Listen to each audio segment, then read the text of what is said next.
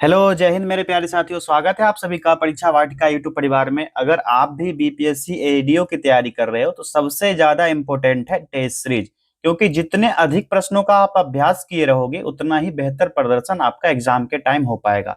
तो सबसे पहले आप लोग चैनल को सब्सक्राइब कर लीजिए और बेल आइकन को प्रेस कर लीजिए, ताकि जितने भी वीडियो या टेस्ट सीरीज अपलोड किए जाएंगे तो सबसे पहले नोटिफिकेशन आपके मोबाइल पर पहुंच जाएगा।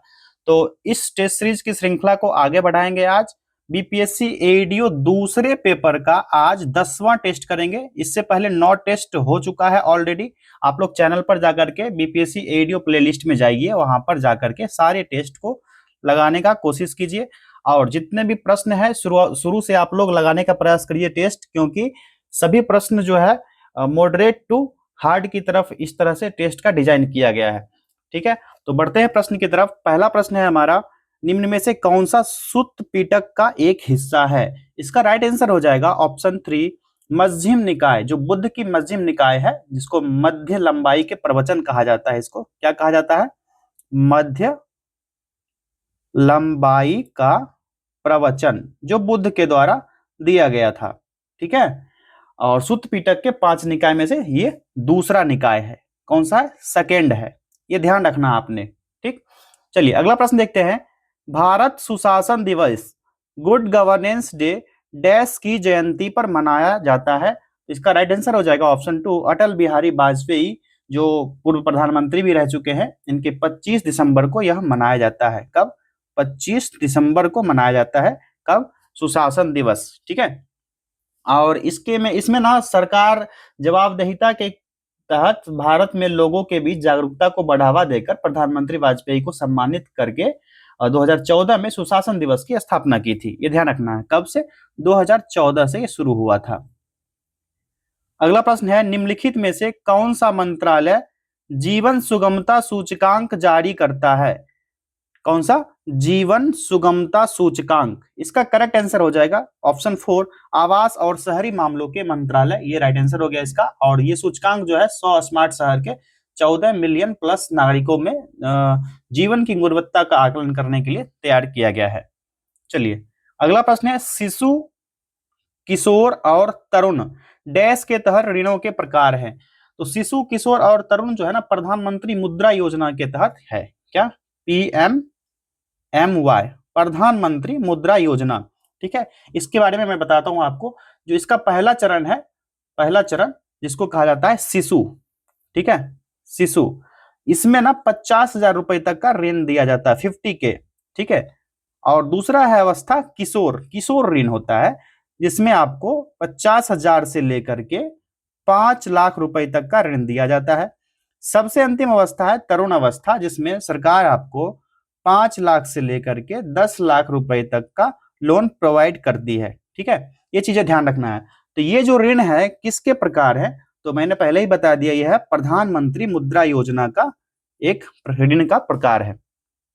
ठीक है, इसको इरेज कर लो। चलिए अगला प्रश्न देखिए आप लोग, क्या है? डॉक्यूमेंट व्यू में डैश कैरेक्टर और पैराग्राफ प्रारूपण के साथ पाठ्य दर्शाता है, परंतु हेडर और फुटर नहीं दिखाता। इसका राइट आंसर हो जाएगा वेरी इजी, ऑप्शन 1, सामान्य व्यू। ठीक है, जो सुविधा के अनुसार टेक्स्ट को सरल कर देता है और आपके दस्तावेज जो होते हैं उसके माध्यम से तेज टाइपिंग और नेविगेशन की अनुमति भी देता है। नेक्स्ट क्वेश्चन है, दिल्ली का दूसरा शहर सीरी इस किसके द्वारा बनवाया गया था? डैश द्वारा बनवाया गया था। करेक्ट आंसर हो जाएगा ऑप्शन 2, अलाउद्दीन खिलजी के द्वारा 1303 ईस्वी में बनवाया गया था। और नया शहर को मंगोल के हमले से रक्षा करने के लिए बनाया था। और मध्यकाल में दिल्ली के 7 शहर में से यह दूसरा शहर था, और पहला शहर था जो था वो पूरी तरह से तुर्कों द्वारा निर्मित किया गया था। और इससे संबंधित जानकारी जो है पृथ्वीराज चौहान ने दरबारी कवि चंद्रवरदाई की रचना पृथ्वीराज रासो में तोमर राजा अनंगपाल को दिल्ली का संस्थापक बताया था। और दिल्ली में तोमर का शासन 900 से लेकर के 1200 ईस्वी तक रहा था। ये चीजें भी आपको इससे संबंधित फैक्ट था, तो मैंने आपको बता दिया। ठीक है, क्योंकि पृथ्वीराज चौहान का नाम आया था तो यहां से प्रश्न बनते हैं लगभग हर एग्जाम में। उष्मीय ऊर्जा की 1 कैलोरी यांत्रिक ऊर्जा की बराबर डैश जूल के बराबर होती है। राइट आंसर इसका हो जाएगा ऑप्शन 2, 4.2 जूल, और 1 ग्राम जल के तापमान को 1 डिग्री सेल्सियस तक बढ़ाने के लिए 1 मानक वायुमंडल दबाव का आवश्यकता होता है। ये चीज आपको पता है। और 1925 में इस कैलोरी को जूल के संदर्भ में परिभाषित किया गया था, और 1948 से यह परिभाषा है कि कैलोरी लगभग 4.2 जूल के बराबर होता है। एक कैलोरी जो होता है, ठीक है, कितना, 4.2 जूल के बराबर होता है, ध्यान रखना आपको। निम्नलिखित में से कौन सी किताब भीमराव अंबेडकर के द्वारा लिखी गई है? राइट आंसर हो जाएगा इसका ऑप्शन 4, एनिहिलेशन ऑफ कास्ट, ठीक है। और ये जो है 1936 ईस्वी में अंबेडकर जी के द्वारा लिखी गई पुस्तक है। निम्न में से कौन सा प्राचीन बंदरगाह मालाबार तट पर स्थित था? इसका राइट आंसर हो जाएगा ऑप्शन 3, मुजीरिस। यह केरल के जो आधुनिक शहर है केरल में, वहां पर स्थित है, और एक प्राचीन बंदरगाह और शहरी केंद्र था जो कम से कम पहली शताब्दी से पूर्व में बना था, और वर्तमान जो है जो कोडुंगलुर के आसपास स्थित है। कौन सा? कोडुंगलुर जिला है, कोडुंगलुर, यहाँ के आसपास केरल में ये स्थित है, ठीक है, मुजिरिस, ये ध्यान रखना आपको। अगला प्रश्न है, सती प्रथा को डैश के गवर्नर जनरल के कार्यकाल के दौरान समाप्त किया गया था, जो बंगाली सती विनियमन के रूप में जाना जाता है। तो यह जो है 17वां विनियमन के रूप में जाना जाता है, और 4 दिसंबर 1929, ठीक है, ब्रिटिश भारत के सभी न्यायालय ने अपने मृत पति के अंतिम संस्कार की चिता पर सती होने की प्रथा के ये उन्मूलन जो व्यवस्था था उस पर प्रतिबंध लगा दिया, और तत्कालीन गवर्नर लॉर्ड विलियम बेंटिंक द्वारा पारित किया गया था, ठीक है। कौन सा था? Lord William Bentinck. Option 2 is the right answer.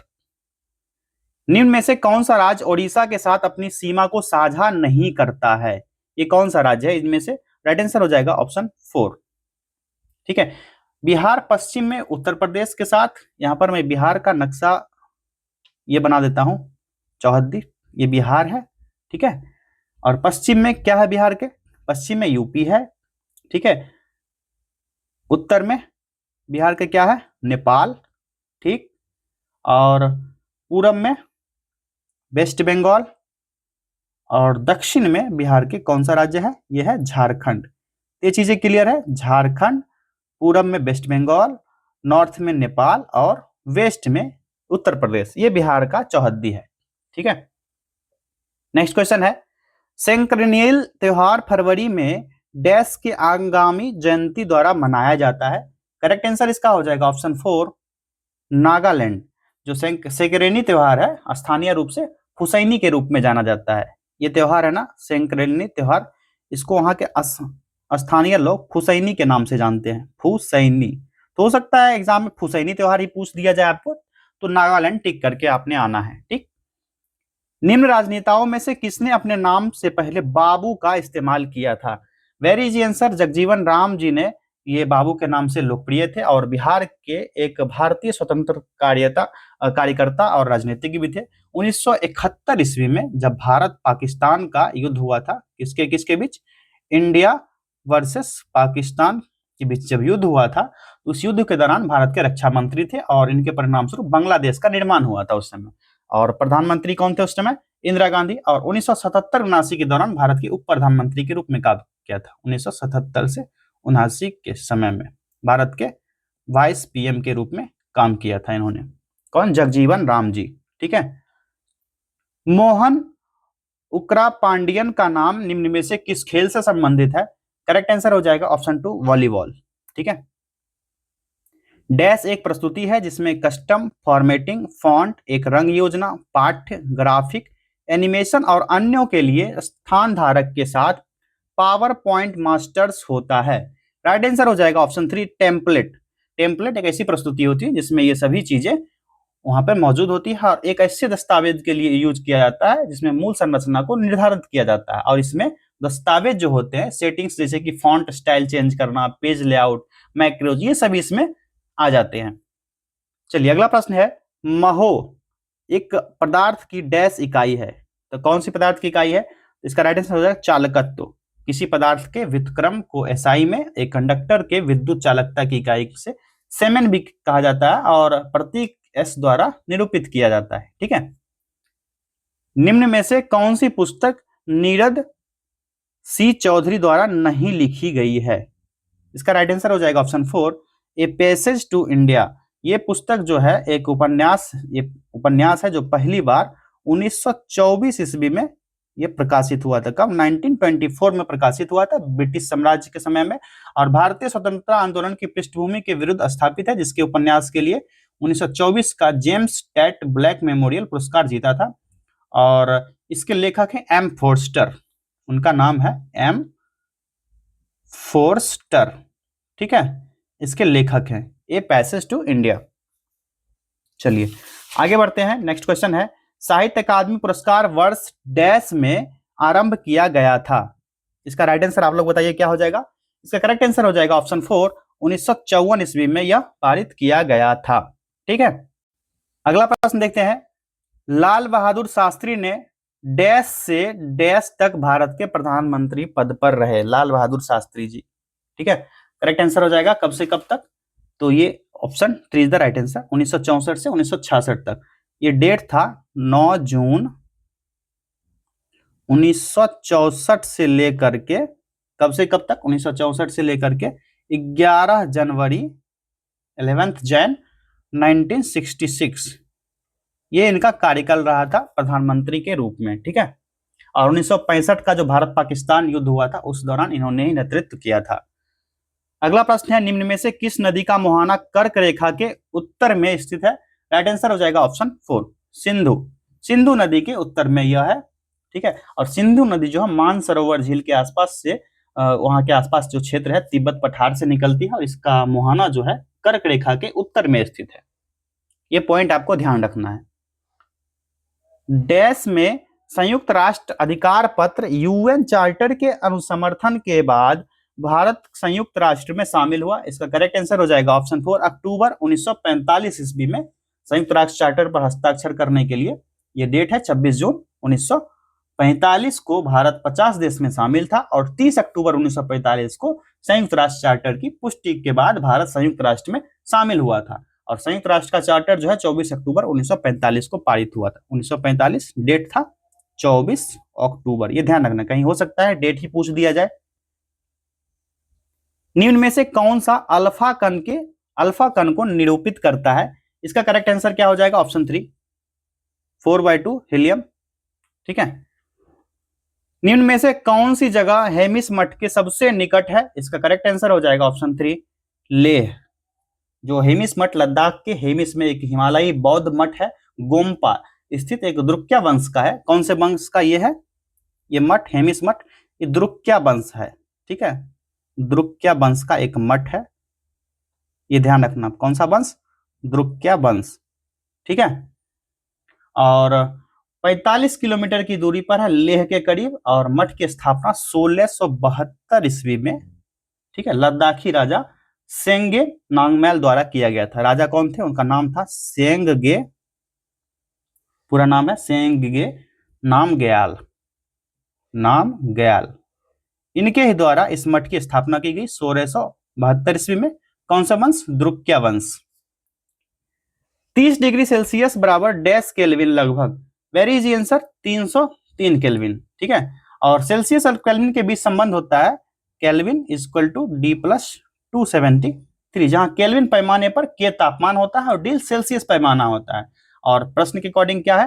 तो के इक्वल टू डी कितना है? 30 डिग्री।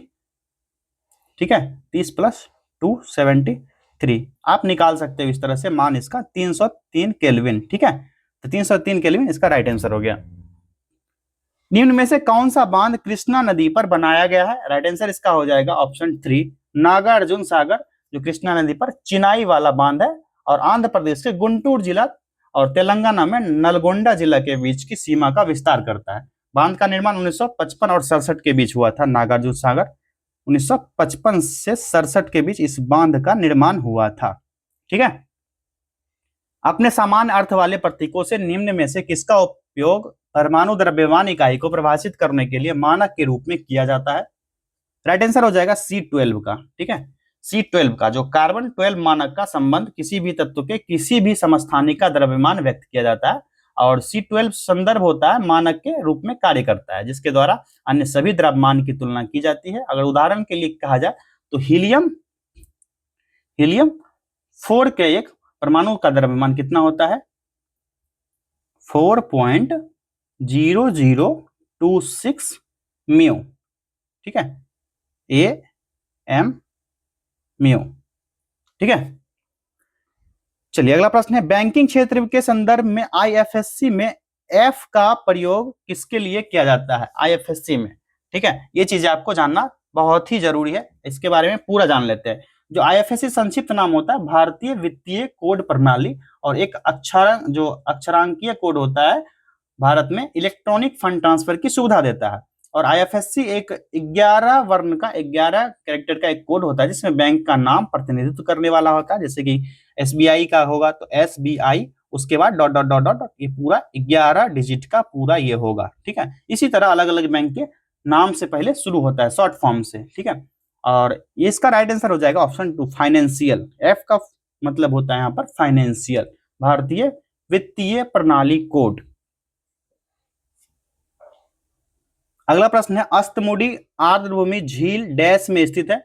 ये झील जो है ये कहां पर है? केरल में स्थित है, कोल्लम जिला में। केरल का कौन सा जिला है? कोल्लम जिला में ये झील स्थित है। कौन सी झील? अष्टमुडी आर्द्रभूमि झील, ठीक है, केरल के कोल्लम जिला में है। निम्न में से कौन सा जल निकाय पाक जलमरुमध्य पाक स्ट्रेट के सबसे निकट है? राइट आंसर इसका क्या होगा? ऑप्शन 2 मन्नार की खाड़ी, हिंद महासागर में, जो लाक्षाद्वीप सागर का एक बड़ा उथला खाड़ी भाग होता है, और श्रीलंका के पश्चिमी तट और भारत के दक्षिण पूर्वी सिरे पर स्थित कोरोमंडल क्षेत्र से संबंधित है यह। और एडम का पुल जो है मन्नार की खाड़ी को पाक जल संधि से अलग करता है।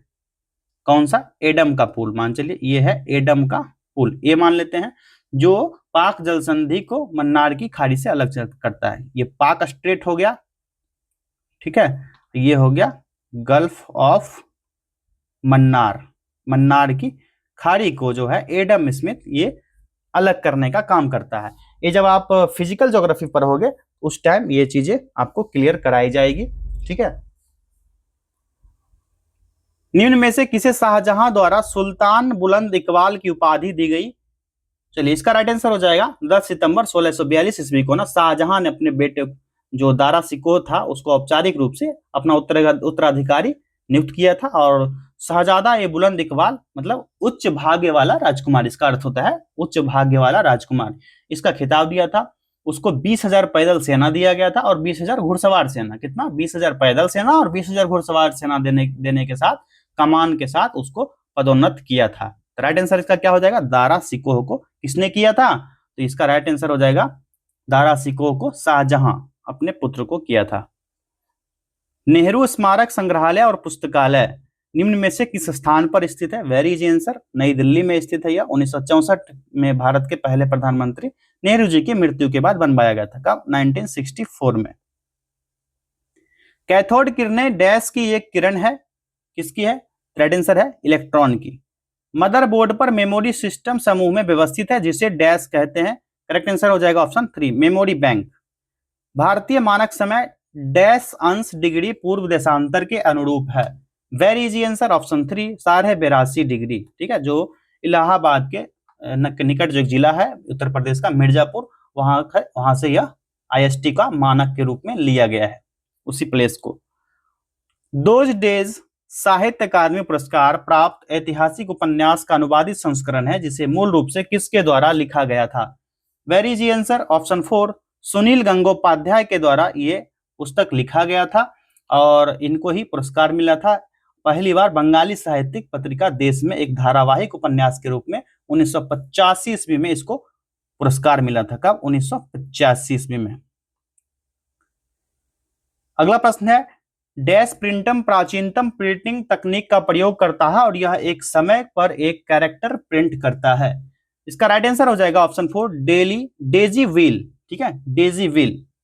मतलब डेजी व्हील एक प्रिंटर है क्योंकि प्रिंट तंत्र जो होता है डेजी की तरह दिखता है, और प्रत्येक पंखुड़ी के अंत में एक पूर्ण रूप से गठित कैरेक्टर होता है जो ठोस रेखा प्रिंट करता है, इसलिए इसको डेजी व्हील प्रिंटर कहा जाता है। गुरुत्वाकर्षण के खिंचाव में प्रत्युत्तर में क्रमशः शाखाओं और जड़ों की ऊर्ध्वगामी और अधोगामी वृद्धि को क्या कहा जाता है? तो इसका राइट आंसर आप लोग बताइए क्या होगा? इसको गुरुत्वानुवर्तन कहा जाता है। गुरुत्वानुवर्तन ये जो होता है ना, पृथ्वी और गुरुत्वाकर्षण के खिंचाव की प्रतिक्रिया में क्रमशः कली और जड़ के ऊपर नीचे की वृद्धि को कहा जाता है, जिसको जियोट्रॉपिज्म कहा जाता है। क्या चीज? अंग्रेजी में कहे तो जियोट्रॉपिज्म, गुरुत्वानुवर्तन। निम्न में से कौन सा स्थान कुंभ मेले से संबंधित नहीं है? ये चीजें आप लोग क्लियर कर लीजिए। कुंभ मेला हिंदू धर्म में एक प्रमुख त्योहार है, तीर्थ है, जो 4 नदी तीर्थ स्थल पर लगभग 12 वर्ष के अंतराल में मनाया जाता है। कौन कौन से स्थान है? प्रयागराज, ये नोट कर लीजिएगा, प्रयागराज। दूसरा हो जाएगा ये हरिद्वार, हरिद्वार। तीसरा हो जाएगा कौन सा? नासिक, जहां पर कुंभ मेला या महाकुंभ लगता है। चौथा हो जाएगा उज्जैन। आप एक चीज ध्यान रखनी है, कौन कौन से नदी के किनारे ये बसा है? तो ये जो है गंगा प्लस यमुना नदी का संगम है, ठीक है, प्रयागराज। दूसरा है हरिद्वार, ये गंगा नदी के किनारे है बसा हुआ। नासिक तो ये है गोदावरी नदी के किनारे, गोदावरी, ठीक है। और उज्जैन नदी, उज्जैन जो है ये शिप्रा नदी के किनारे है। कौन सी नदी है? शिप्रा, शिप्रा नदी के किनारे, क्षिप्रा नदी कहते हैं उसको, इसके किनारे है उज्जैन शहर। और ये जो है ना कुंभ महाकुंभ त्योहार में पानी में डुबकी लगाने के साथ अनुष्ठानिक क्रिया से संबंधित है, ये ध्यान रखना आपको। राइट आंसर इसका क्या हो जाएगा? ऑप्शन 4 पुरी। जो पुरी है यह कुंभ मेले से संबंधित नहीं। हरिद्वार, उज्जैन और नासिक ये तो हो गया, और एक प्रयागराज। तो पुरी जो है यह उड़ीसा का एक जिला है, ये जो है कुंभ मेले से संबंधित नहीं है। चलिए नेक्स्ट क्वेश्चन है, भारत में तृतीयक कोयला असम, अरुणाचल प्रदेश और नागालैंड और डैश में पाया जाता है। इसका करेक्ट आंसर आपको बताना है, क्या हो जाएगा? ऑप्शन 3 मेघालय में पाया जाता है। जब प्रकाश तरंगे एक माध्यम से दूसरे माध्यम में प्रवेश करती है तो अपने मूल पथ से विचलित हो जाती है। इस परिघटना को क्या कहा जाता है? क्या कहा जाता है इसको? राइट आंसर हो जाएगा ऑप्शन 2 अपवर्तन कहा जाता है। आप लोग 10th से ही पढ़ते आ रहे हो ये सारी चीजें, तो ये चीजें आपको ध्यान होंगी। चलिए अगला प्रश्न है, कड़सा झारखंड में महिलाओं द्वारा डैश लेकर की जाने वाली एक नृत्य शैली है। तो ये जो है कड़सा नृत्य शैली, एक जिसमें कलसा मिट्टी का बर्तन होता है, इसको लेकर प्रदर्शित किया जाता है, और झारखंड का एक महिला प्रधान नृत्य है जिसमें महिलाओं की प्रधानता होती है। और आमतौर पर यह नृत्य शैली जो होती है, महिलाएं अपने कंधे या सिर पर एक कलश रखती है और पुरुष सिर्फ वाद्य बजाते हैं, यानी कोई भी इंस्ट्रूमेंट वहां पर बजाते हैं। तो ये राइट आंसर हो जाएगा ऑप्शन 4, ठीक है, कलश। डैश अर्थव्यवस्था में ब्याज की बहुत कम दर की स्थिति है, जहां प्रत्येक आर्थिक एजेंट भविष्य में ब्याज दर के बढ़ने की उम्मीद करता है और इसलिए बॉन्ड की कीमत गिरती है, जिसके कारण पूंजी की हानि होती है। इसका राइट आंसर हो जाएगा ऑप्शन 2 तरलता जाल। एक विरोधाभासी आर्थिक स्थिति होता है जिसमें ब्याज दरें बहुत कम हो जाती है और बचत की दर अधिक हो जाती है। क्या होती है इसमें? ब्याज दर कम होगी और बचत जो होगी, बचत दर जो होगी वो बढ़ जाएगी। किसमें? ये तरलता जाल की स्थिति है। अगला प्रश्न है, निम्न में से कौन सी पुस्तक नेताजी सुभाष चंद्र बोस द्वारा लिखी गई है? राइट आंसर हो जाएगा पहला ही, द इंडियन स्ट्रगल। भारत के राष्ट्रवादी नेता थे सुभाष चंद्र बोस जी, और स्वतंत्रता संग्राम जो आंदोलन था 1920 से 42 के इतिहास को इसमें शामिल किया गया है। कब से कब तक? 1920 से 1942 तक के इतिहास को शामिल किया गया है। और 1948 ईस्वी में ये पुस्तक जो है प्रकाशित हुआ था, प्रिंट हुआ था और प्रकाशित हुआ था। कब? 1948 में, द इंडियन स्ट्रगल, ठीक है। वह नीति क्या कहलाती है जिसमें यह निर्धारित किया जाता है कि किसी व्यक्ति के पास अधिकतम कितनी भूमि हो सकती है? इस नीति को कहा जाता है ऑप्शन 4 लैंड सीलिंग। मतलब भूमि के अधिकार अधिकतम आकार को तय करने से है, जो किसी व्यक्ति या परिवार का मालिक हो सकता है। और यदि व्यक्ति परिवार 6 की सीमा से अधिक भूमि का मालिक है तो अधिशेष भूमि मूल मालिक को मुआवजा दिए बिना उससे ले लिया जाता है। और जमींदारी प्रणाली के उन्मूलन के बाद 1960 के दशक में, 1960s के दौर में यह कृषि भूमि सीलिंग कानून बनाया गया था। कब? 1960 में, land ceiling bill. Next question है, निम्न में से कौन सा कथन खो खो खेल के बारे में सत्य नहीं है? इसका राइट आंसर हो जाएगा ऑप्शन 2 मैच शुरू करने के लिए 10 खिलाड़ी मैदान में उतरते हैं और खो खो 15 में से 12 नामांकित खिलाड़ी की टीमों द्वारा खेला जाता है। जैसे क्रिकेट में होता है ना, 15 सदस्यीय टीम बनती है, 11 खिलाड़ी खेलते हैं, इसी तरह खो खो में 12 खिलाड़ी टीम मैदान में उतरते हैं। ठीक है। अगला प्रश्न है, डैश को उष्मा तरंगों के रूप में भी जाना जाता है। वेरी इजी आंसर, ऑप्शन 3 अवरक्त तरंग, इंफ्रारेड तरंग, जिसमें दृश्य प्रकाश की तुलना में कम आवृत्ति होती है और वे न केवल इलेक्ट्रॉन बल्कि एक पिंड के रूप पूरे परमाणु और अणु को कंपन करने की क्षमता रखते हैं। और यह पिंड जो है, यह कंपन जो है पिंड की आंतरिक ऊर्जा, इंटरनल एनर्जी और तापमान टेम्परेचर को बढ़ाता है। इसलिए अवरक्त तरंग जो होती है अक्सर उष्मा तरंगे इसको कहा जाता है, जो गर्म पिंड द्वारा निर्मित होती है। इसको ना उष्मा तरंग भी कहा जाता है। क्या चीज? ये चीज उष्मा तरंग, इसी को कहा जाता है। निम्न में से कौन सा कथन सी राजगोपालाचारी के बारे में सत्य नहीं है? चलिए, ये पूरा कथन दिया गया है यहाँ पर। इसका राइट आंसर हो जाएगा तीसरा ऑप्शन, वह पद्मश्री पुरस्कार पाने वाले पहले व्यक्ति थे। जो पद्मश्री पुरस्कार पहले स्थापना वर्ष 1954 ईस्वी में दिया गया था। 1954 में कितने लोगों को? 17 लोग को दिया गया था, 17 व्यक्ति को। और सी राजगोपालाचारी 1954 में सीवी रमन और सर्वपल्ली राधाकृष्णन के साथ भारत के सर्वोच्च नागरिक पुरस्कार भारत रत्न के प्राप्त करता थे। इनको जो है पद्मश्री पुरस्कार नहीं दिया गया था, बल्कि भारत रत्न दिया गया था। भारत रत्न पुरस्कार दिया गया था किसको? सी राजगोपालाचारी को, सी राजगोपालाचारी, सीआर को। ठीक है। और इनके साथ साथ किसको किसको दिया गया था? सीवी रमन जी को भारत रत्न, और एक और थे सर्वपल्ली राधाकृष्णन। ठीक है, सर्वपल्ली राधाकृष्णन। नेक्स्ट क्वेश्चन है, डैश प्राकृतिक रूप से घटने वाली एक घटना है जो पृथ्वी की सतह और वायुमंडल के गर्म होने का कारण है। राइट आंसर इसे क्या हो जाएगा? ऑप्शन 2 वैश्विक तापमान। जो ग्रीन हाउस इफेक्ट है एक प्राकृतिक रूप से होने वाली घटना है और पृथ्वी की सतह और वातावरण को गर्म करने के लिए जिम्मेवार होता है।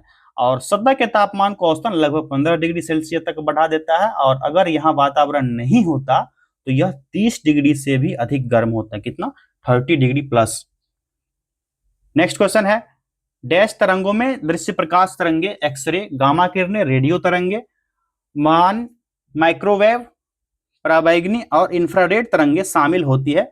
चलिए, इसका राइट आंसर हो जाएगा पहला ही, विद्युत। वेरी इजी, विद्युत तरंग में ये होता है। चलिए, अगला प्रश्न है, डैश ठोस शक्तिशाली कूलामी स्थिर विद्युत बलों से बंधे धनायन और ऋणायन, पॉजिटिव और नेगेटिव के 3 त्रिविमीय विन्यास के द्वारा बने होते हैं। इसका करेक्ट आंसर हो जाएगा चौथा, आयनिक। आयनिक, जो आयनिक ठोस के घटक होते हैं, और इस तरह के ठोस का गठन मजबूत कोलंबिक बल द्वारा बंधे हुए धनायन और ऋणायन की त्रिआयामी व्यवस्था होती है, इसके द्वारा किया जाता है। और ये ठोस प्रकृति में कठोर और भंगुर होते हैं, और इसमें उच्च गलनांक और क्वथनांक बिंदु होते हैं। ठीक है, चलिए आगे बढ़ते हैं। An inquiry into the nature and cause of the wealth nation, अर्थशास्त्री डैश की प्रभावशाली रचना है। चलिए, इसका तो आप लोग आंसर जानते हैं, एडम स्मिथ। बहुत बार ये क्वेश्चन एग्जाम में भी पूछा जा चुका है और इसको रिपीट भी कर चुके हैं आप लोग टेस्ट सीरीज में भी। अगला प्रश्न है, डैश बुनियादी रूप से एक व्यक्ति द्वारा कुछ विशेष विषय घटनाओं से विवरण, व्यक्तिगत विचार और अन्य पर खबरों की नियमित प्रविष्टियों के साथ अनुरक्षित की गई वेबसाइट का एक प्रकार या हिस्सा है। इसका राइट आंसर हो जाएगा पहला, ब्लॉगिंग। ब्लॉग का एक वेबसाइट है जो आमतौर पर यह व्यक्ति द्वारा कमेंट्री विवरण की नियमित प्रविष्टियों के साथ बनाए रखा जाता है। और ब्लॉग आमतौर पर एक व्यक्ति या लोगों के एक छोटे समूह द्वारा संवादात्मक शैली में जानकारी प्रस्तुत करने के लिए चलाया जाता है। क्या? ब्लॉग। लाल बहादुर शास्त्री का जन्म डैश को हुआ था। करेक्ट आंसर हो जाएगा इसका ऑप्शन 2 2 अक्टूबर 1904 ईस्वी को। कहां पर हुआ था? यूपी के मुगल सराय, मुगल सराय उनके नाना नानी के घर पर हुआ था। ठीक है, नानी घर में हुआ था। और शास्त्री जी अपने माता पिता की दूसरी संतान थे और सबसे बड़े पुत्रों में बड़े थे और दूसरी संतान थे। इनसे पहले इनकी बहन थी और भारत के दूसरे प्रधानमंत्री के रूप में इन्होंने कार्य किया था। कब से कब तक? अभी पीछे प्रश्न भी आया था। 9 जून 1964 से लेकर के 11 जनवरी 1966 तक ये प्रधानमंत्री के पद पर रहे थे। अशोक चक्र वर्ग तृतीय का नाम 1967 में बदलकर डैश कर दिया गया था। इसका राइट आंसर हो जाएगा ऑप्शन 3 शौर्य चक्र। क्या चीज? शौर्य चक्र। ठीक है, चलिए अगला प्रश्न देखते हैं। नीरू मीरू डैश राज्य में एक जल प्रबंधन कार्यक्रम है। चलिए इसका राइट आंसर हो जाएगा आंध्र प्रदेश का है। भूतादा कोयला एक धार्मिक लोक नृत्य है जिसमें कुछ अनुष्ठानों में गर्म कोयले की परत पर चलना शामिल है और इसे डैश के तटीय जिलों में किया जाता है। इसका करेक्ट आंसर हो जाएगा ऑप्शन 2 कर्नाटक का। कर्नाटक का यह हिस्सा है। हथियारों के माध्यम से ब्रिटिश शासन को पलटने के लिए काकोरी कांड की योजना 1925 में डैश के सदस्यों द्वारा बनाई गई थी। यह किसके सदस्य थे? तो ये थे ऑप्शन 1 हिंदुस्तान रिपब्लिकन एसोसिएशन के सदस्य थे, जो ट्रेन डकैती हुई थी काकोरी कांड के नाम से जाना जाता है। 9 अगस्त 1925 ईस्वी को लखनऊ के पास, कहां हुआ था? लखनऊ के पास काकोरी के बीच, लखनऊ और काकोरी के बीच हुई थी। और यह लूट जो है, ये जो HRA ये है ना, हिंदुस्तान रिपब्लिकन एसोसिएशन, इसी के सदस्यों द्वारा की गई थी। और इस लूट की कल्पना जो है HRA के राम प्रसाद बिस्मिल और अशफाकुल्ला खान ने किया था, जिनको फांसी भी बाद में दिया गया था। आयनों के स्वतंत्र स्थानांतरण का एक डैश नियम कहता है कि एक विद्युत अपघटय की मोलर चालकता को सीमित करने को विद्युत अपघटय के ऋणायन और धनायन के विशिष्ट योगदान के रूप में प्रदर्शित किया जाता है। करेक्ट आंसर इसका हो जाएगा ऑप्शन 3 कोल-राउस। ठीक है, इस नियम में कहा गया कि किसी विद्युत अपघटय विलयन की मोलर चालकता का मान उस आयनों की प्रकृति पर निर्भर करता है जिनसे मिलकर विद्युत अपघटय बना हुआ है, और अनंत तनुता पर किसी विद्युत अपघटय की मोलर चालकता का मान धनायन और ऋणायन दोनों के योगदान के कारण उत्पन्न जो होगा मोलर चालकता के योग के बराबर होगा। अर्थात मोलर चालकता में कुछ योगदान धनायन प्रदान करता है और कुछ मोलर चालकता ऋणायन द्वारा प्रदान की जाती है। इस प्रकार कहा जाए ना तो विद्युत अपघटय विलयन की कुल मोलर चालकता का मान दोनों के योगफल के बराबर होता है। दोनों को अगर जोड़ दिया जाए तो दोनों के इक्वल होता है यह। और यह नियम आयन से स्वतंत्र स्थानांतरगमन के कोल-राउस नियम के रूप में लोकप्रिय हुआ है, और इसका उपयोग मजबूत और कमजोर विद्युत अपघटय के लिए मोलर चालकता को निर्धारित करने के लिए किया जाता है। राइट आंसर हो गया कोल-राउस ऑप्शन 3। एक उत्पाद की बिक्री में और अप्रत्याशित वृद्धि के कारण डैश होता है। चलिए इसका करेक्ट आंसर बताना है आपको। यह हो जाएगा वस्तु की सूची का नियोजित विसंचय। अगला प्रश्न, प्रधानमंत्री मोदी जी ने जम्मू कश्मीर की अपनी यात्रा के दौरान दुनिया के किस सबसे ऊंचे रेलवे आर्क ब्रिज का उद्घाटन किया? इसका राइट आंसर होगा ऑप्शन 2 चेनाब ब्रिज। ठीक है, इस परियोजना की कुल लागत कितनी थी? तो कुल लागत थी 46,000 करोड़ रुपए।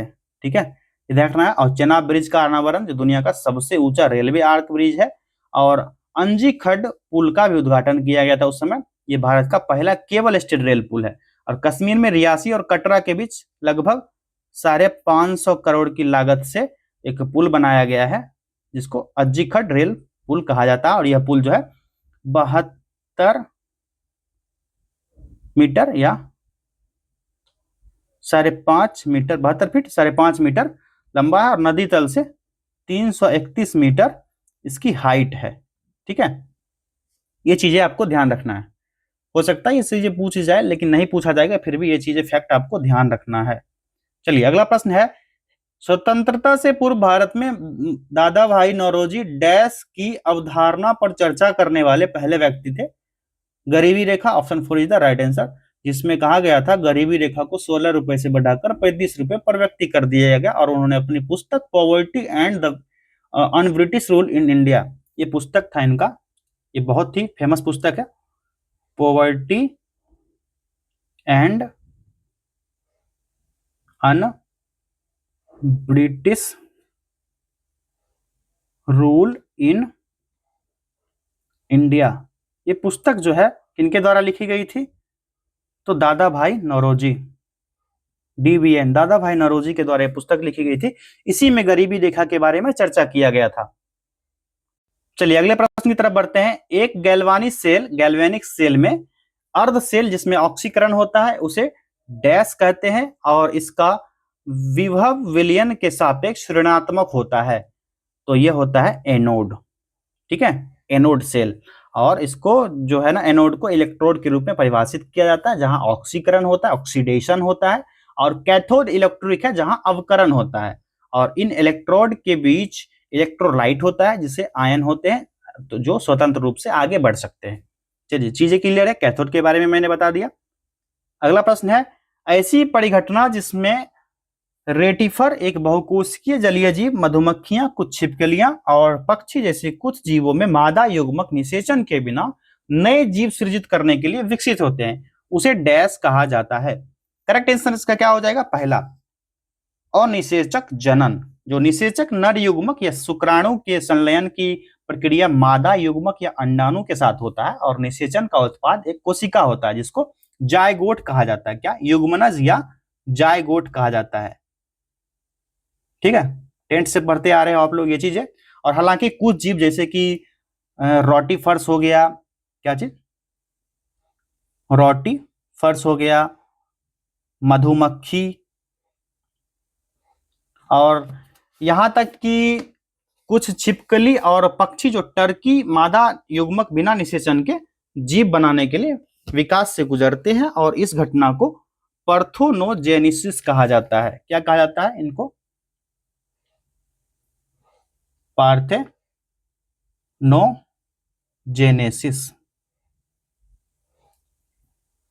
ठीक है, ये ध्यान रखना आपको।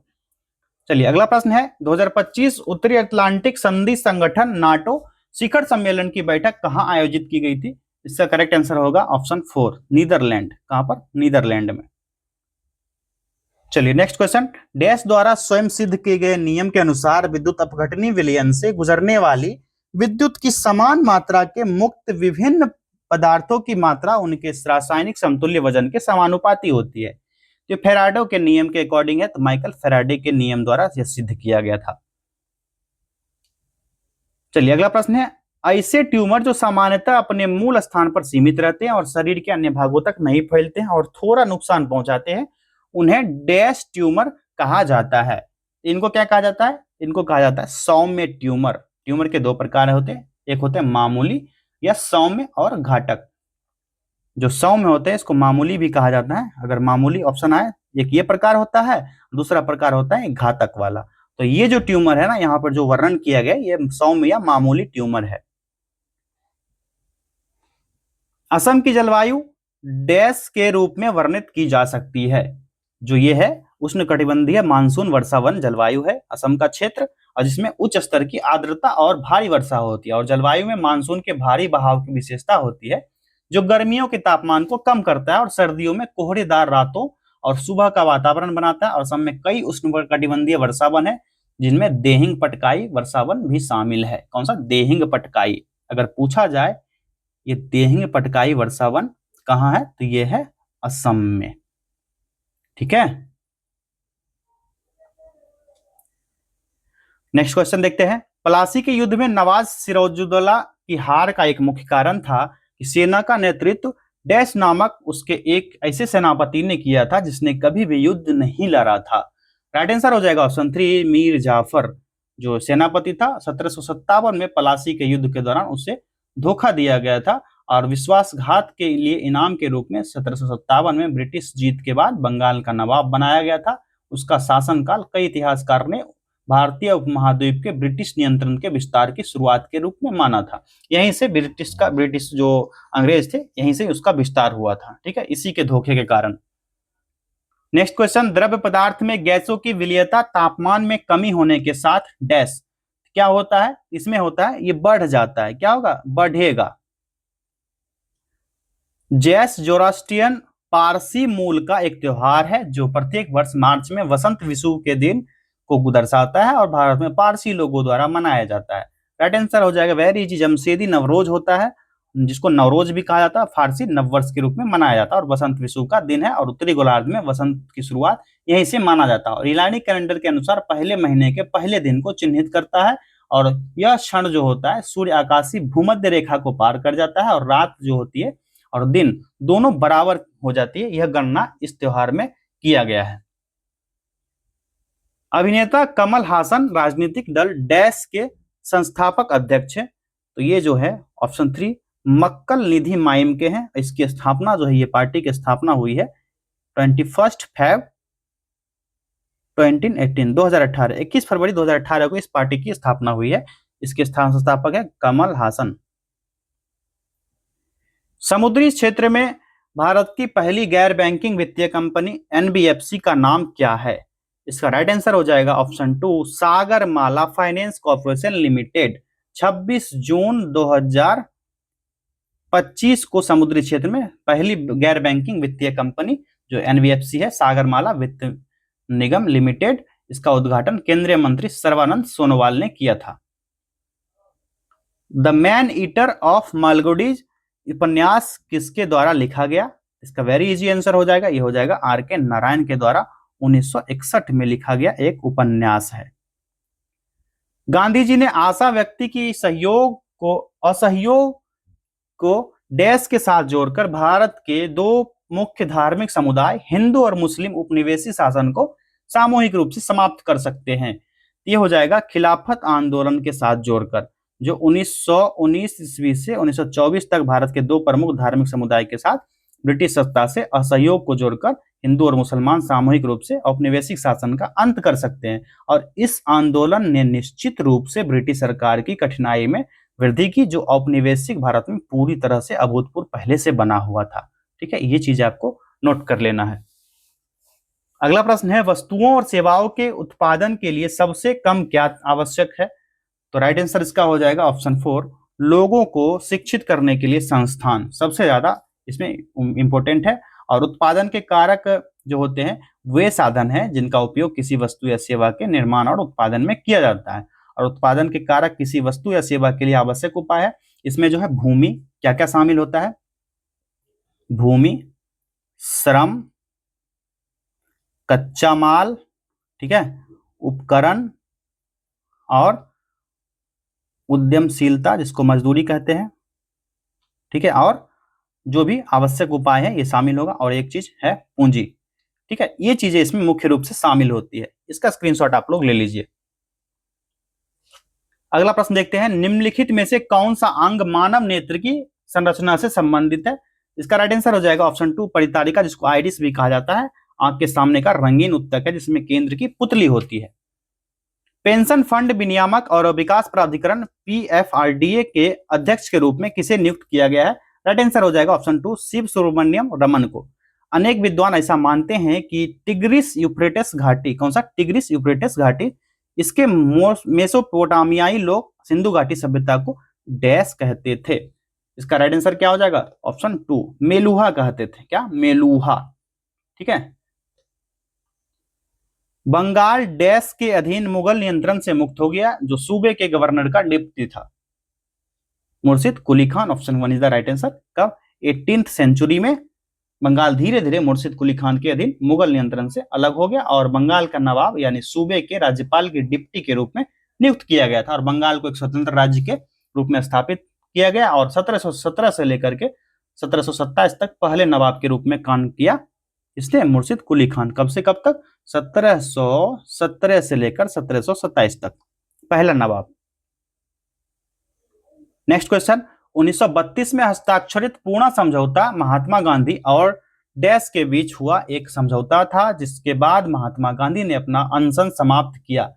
Very easy answer option 1 B R Ambedkar. Ambedkar ji के साथ था। यह 14 सितंबर 1932 को महाराष्ट्र के पुणे के यरवदा सेंट्रल जेल में हस्ताक्षरित एक समझौता संदर्भित करता है और ब्रिटिश भारत में राज्य विधानसभाओं के सदस्यों के चुनाव के लिए दलितों को अलग निर्वाचक मंडल देने के मैकडोनाल्ड पुरस्कार को रद्द करने के लिए इस पर हस्ताक्षर किया गया था। कौन सा पुरस्कार? पुरस्कार का नाम था मैकडोनाल्ड। ठीक है, पुरस्कार। आप लोग गांधी नेहरू जो विवाद था इसको आप जाकर गूगल पर सर्च कीजिएगा। सॉरी, गांधी और अंबेडकर विवाद, इसको नेट पर जाके सर्च कीजिएगा और पढ़िएगा। बहुत ही रोचक तथ्य है, इसको पढ़ना बहुत ही आवश्यक है। गांधी जी के मत और अंबेडकर जी के दोनों मत भिन्न भिन्न थे जिसमें बाद में भी बात नहीं बन पाई। ठीक है, इस चीज को आप लोग पढ़िएगा। अगला प्रश्न है, द्रोणाचार्य पुरस्कार डैश से संबंधित है? इसका राइट आंसर हो जाएगा ऑप्शन 2 स्पोर्ट्स और खेलों में उत्कृष्ट कोच को दिया जाता है। भारत के संविधान में पहला संशोधन वर्ष डैश में किया गया था? तो यह हुआ था ऑप्शन 2 1951 में, जो उस समय प्रधानमंत्री नेहरू जी थे। और 10 मई 1951 को पेश किया गया और 18 जून 1951 को संसद में अधिनियमित कर दिया गया। अत्यधिक मात्रा में रसायन जो खेतों में डाले जाते हैं डैश के फलने फूलने के लिए पोषक तत्वों के रूप में कार्य करते हैं। राइट आंसर हो जाएगा ऑप्शन 3 शैवाल। भारतीय संविधान का अनुच्छेद 72 निम्न में से किससे संबंधित है? इसका राइट आंसर है ऑप्शन 3 राष्ट्रपति की समाधान देने की शक्ति से संबंधित है, आर्टिकल 72। क्यूपीएम और करचोरेम नामक शहर किस भारतीय राज्य में स्थित है? इसका करेक्ट आंसर हो जाएगा ऑप्शन 2 गोवा में। मुगल सम्राटों के शासन काल में कथक मूल रूप से निम्न के दरबारों में दो घरानों से संबंधित है। ये कौन सा दो घराना था? तो इसका राइट आंसर हो जाएगा ऑप्शन 1 जयपुर और लखनऊ घराना कथक नृत्य का मुगल दरबार में प्रदर्शन किया जाता था और यहाँ पर जो विशेषताएं थी आज भी है। और बाद में कथक जयपुर और लखनऊ के दरबार में परंपराओं के रूप में दो घरानों के रूप में विकसित हुआ। और जयपुर घराना इसमें पैर की गतिविधि पर अधिक ध्यान दिया जाता है, वहीं लखनऊ घराना में चेहरे के भाव और हाथों की सुंदर हरकतों पर अधिक ध्यान दिया जाता है।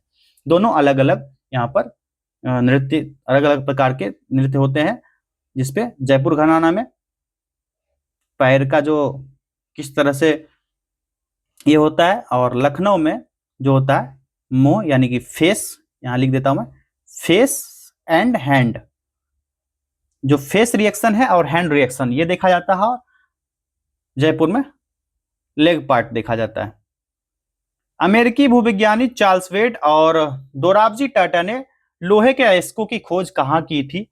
राइट आंसर इसका हो जाएगा ऑप्शन 1 1904 ईस्वी में राजहारा की पहाड़ियों में किया गया था। अरब सागर का कौन सा द्वीपीय देश भारत का पड़ोसी है? ये हो जाएगा मालदीव। दक्षिण एशिया में एक छोटा सा द्वीपीय राष्ट्र है जो हिंद महासागर के अरब सागर में लक्षद्वीप समूह के दक्षिण में स्थित है और यह हिंद महासागर में श्रीलंका और भारत के दक्षिण पश्चिम में स्थित है। 1192 द्वीप की एक श्रृंखला है मालदीव। कितना? 1192 द्वीप है यहाँ पर, छोटे छोटे द्वीप। 5वीं से 4वीं शताब्दी ईसा पूर्व के आसपास बुद्ध के उपदेशों का संकलन निम्नलिखित में से कौन सा था? राइट आंसर हो जाएगा ऑप्शन 2 त्रिपिटक था।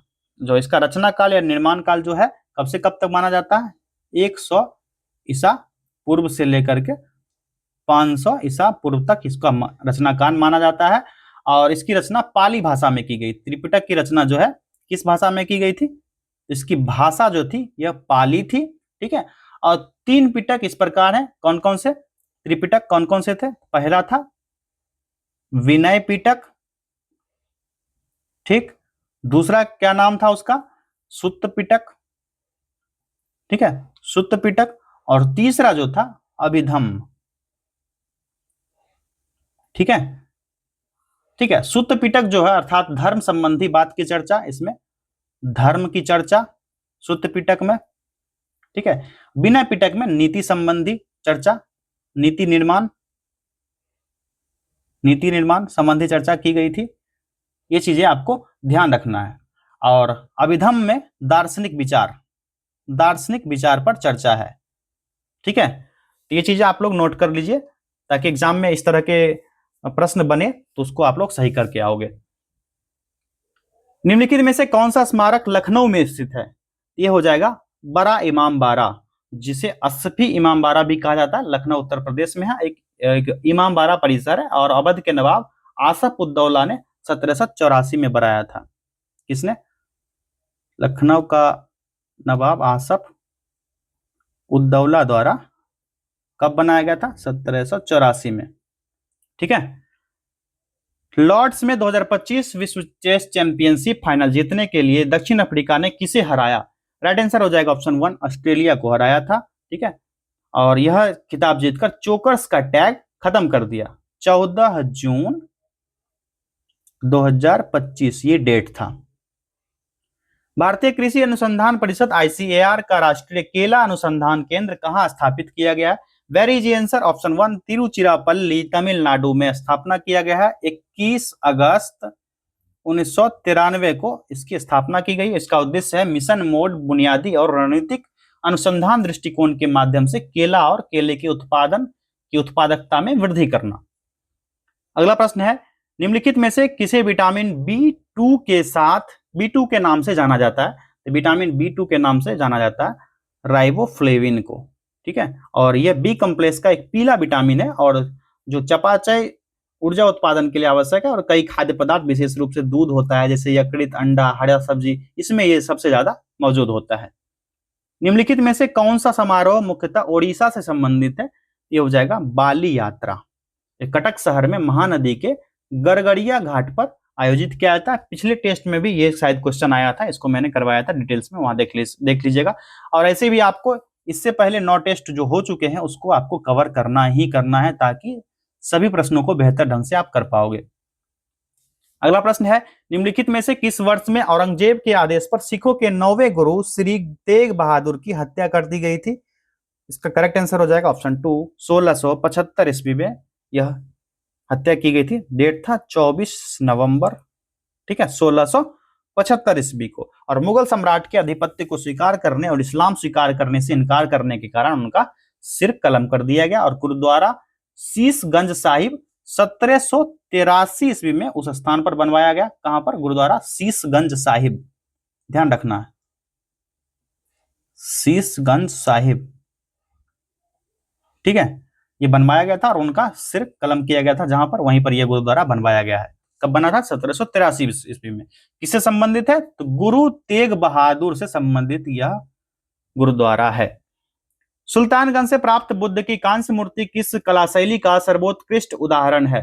इसका राइट आंसर हो जाएगा ऑप्शन 2, गुप्त कला का, ठीक है। 1632 ईस्वी में पटना में अपना कारखाना, एक्सट्रीमली सॉरी, इसका राइट आंसर हो जाएगा ऑप्शन 2, गुप्त कला से है। और यह जो है मूर्ति गुप्त काल की कला शैली का सबसे अच्छा उदाहरण है और इस कला का सर्वोत्तम पक्ष जो है उसकी मूर्ति कला है, ठीक है। निम्नलिखित में से कौन मध्यकाल में बिहार आने वाले यात्रियों में प्रथम था? तो ये था कौन? अब्दुल लतीफ। 1608 ईस्वी में उसने लगभग संपूर्ण बिहार की यात्रा की थी और यात्रा वृतांत जो उसने लिखा था उसकी मूल प्रति जो है अभी उपलब्ध नहीं है, लेकिन कुछ अंश जो है अंग्रेजी में अनुवादित है जिसमें पटना नगर की प्रशंसा किया था और बिहार के सांस्कृतिक जीवन और आर्थिक गतिविधि पर विस्तार में समीक्षा किया था उसने, अब्दुल लतीफ ने। अगला प्रश्न है, वर्ष 1632 में बिहार के पटना शहर में कौन सी कंपनी ने अपनी फैक्ट्री स्थापित की थी? इस कंपनी का नाम था dust east India company. Option 2 is the right answer. कब? 1632 ईस्वी में। और अंग्रेज जो ब्रिटिश दूसरे यूरोपीय थे जिसने 1620 में पटना के आलमगंज में अपना कारखाना स्थापित किया था और 1621 ईस्वी में बंद हो गया था। जो ब्रिटिश थे इसने कब बनाया था? ये बनाया था 1620 ईस्वी में, ओपन किया था, 1621 ईस्वी में ये क्लोज हो गया इसका, ठीक है। चलिए अगला प्रश्न देखते हैं। बिहार के सारण जिला और उत्तर प्रदेश के सीमा रेखा का निर्धारण करने वाली नदी कौन सी है? यह नदी जो है उत्तर पश्चिम भाग में बिहार के स्थित है, सारण जिला में, और उत्तर प्रदेश के बीच है यह नदी, तो घाघरा नदी है। Option 2 is the right answer. अति सघन वन और मध्यम सघन वन का सर्वाधिक क्षेत्रफल बिहार के किस जिले में है? राइट आंसर हो जाएगा ऑप्शन 2, पश्चिम चंपारण जिला में, ठीक है।